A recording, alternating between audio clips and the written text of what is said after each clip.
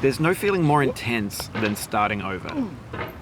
If you deleted your homework the day before it was due, as I have, or if you left your wallet at home and you have to go back after spending an hour in the commute. If you won some money at the casino and then put all your winnings on red but it came up black. If you got your best shirt dry cleaned before a wedding and then immediately dropped food on it. If you won an argument with a friend and then later discovered that they just returned to their original view. Starting over is harder than starting up. If you're not ready for that, like if you've already had a bad day, then what you're about to go through might be too much. Feel free to go away and come back. I'll be here. Alright, thanks for coming with me on this trip. I'll understand if you have to take a break at any point. Just find a safe place to stop and quit the game. And don't worry, I'll save your progress, always, even your mistakes. This game is a homage to a free game that came out in 2002, titled Sexy Hiking. The author of that game was Jazzuo, a mysterious Czech designer who was known at the time as the father of B games. And B games are rough assemblages of found objects. Designers slap them together very quickly and freely, and they're often too rough and unfriendly to gain much of a following. They're built more for the joy of building them than as polished products. In a certain way, Sexy Hiking is the perfect embodiment of a B game.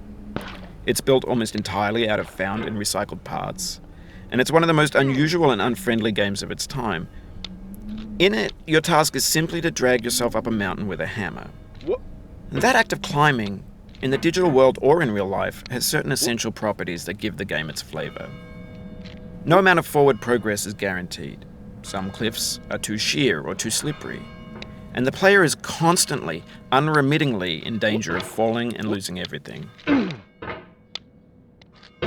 Anyway, when you start Sexy Hiking, you're standing next to this dead tree that blocks the way to the entire rest of the game.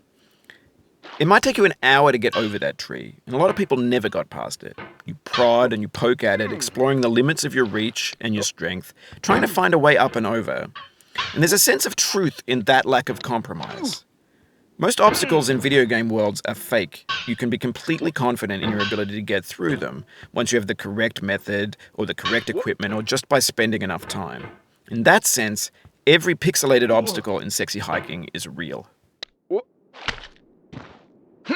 The obstacles in Sexy Hiking are unyielding, and that makes the game uniquely frustrating. But I'm not sure Jazzuo intended to make a frustrating game. The frustration is just essential to the act of climbing, and it's authentic to the process of building a game about climbing. A funny thing happened to me as I was building this mountain.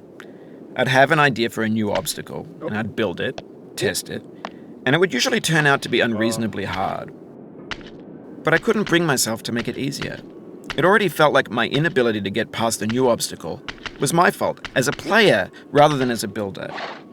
Imaginary mountains build themselves from our efforts to climb them, and it's our repeated attempts to reach the summit that turns those mountains into something real. When you're building a video game world, you're building with ideas, and that can be like working with quickset cement. You mold your ideas into a certain shape that can be played with, and in the process of playing with them, they begin to harden and set until they're immutable, like rock. And at that point, you can't change the world. Not without breaking it into pieces and starting fresh with new ideas. For years now, people have been predicting that games would soon be made out of prefabricated objects, bought in a store and assembled into a world. And for the most part, that hasn't happened, because the objects in the stores are trash. I don't mean they look bad or that they're badly made, although a lot of them are. I mean they're trash in the way that food becomes trash as soon as you put it in the sink. Things are made to be consumed and used in a certain context, and once the moment is gone, they transform into garbage. In the context of technology, those moments pass by in seconds. Over time, we've poured more and more refuse into this vast digital landfill that we call the internet. It now vastly outnumbers and outweighs the things that are fresh and untainted and unused. When everything around us is cultural trash, trash becomes the new medium, the lingua franca of the digital age. And you can build culture out of trash. But only trash culture.